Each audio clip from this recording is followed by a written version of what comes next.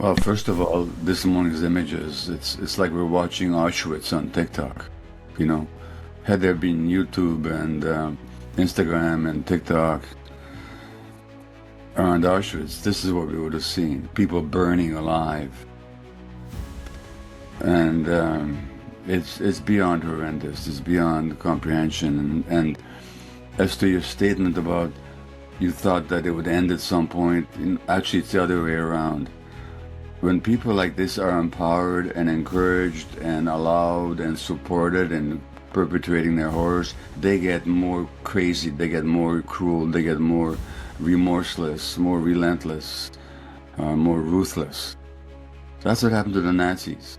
The Nazis did not start off with gas chambers, you know, but then they started killing their mentally ill people in gas vans. Then they started shooting Jews in Eastern Europe. And then they ended up with the gas chambers of Auschwitz. So it's a progression of madness and cruelty that's almost inevitable on the part of the perpetrator.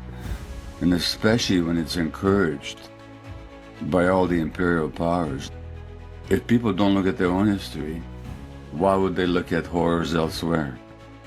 So that in the West, there's been this denial.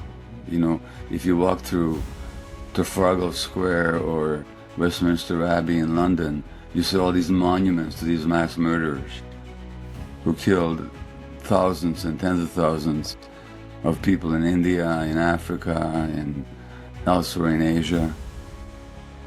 You know, so the present horrors fit into a long history of Western colonialism and Western mass murder of indigenous people. And You said, oh, sorry. One final comment on the sadism.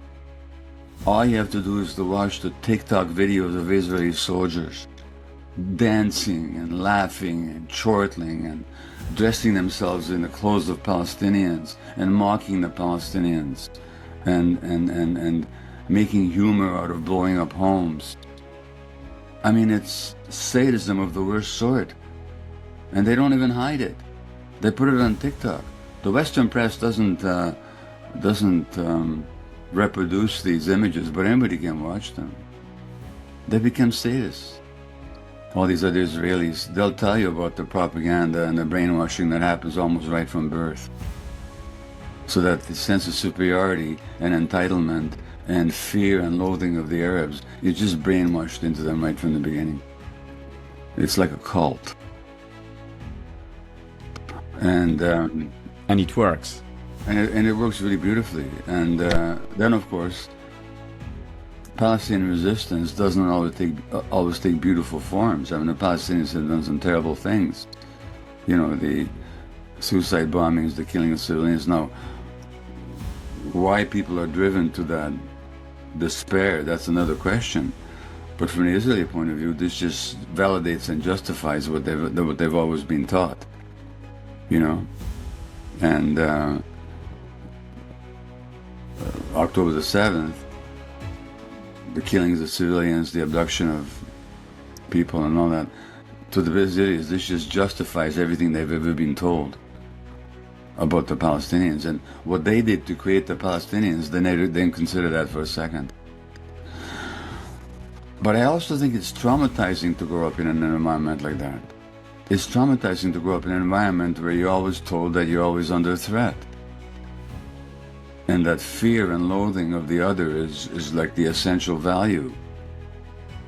It's traumatizing to grow up like that. What does that do to you as a person? You know, not to mention, there's a lot of historical trauma in the parents and the parents of the parents of Israelis that they brought from Europe. And those traumatic imprints are passed on as well, quite apart from the Palestinian-Israeli struggle. There's just trauma that's passed on from generations. So you get this historical brainwashing and this immersion into a cult-like sense of superiority and loathing of the other, coupled with historical trauma passed on from generations, and you get people capable of doing what they're doing now.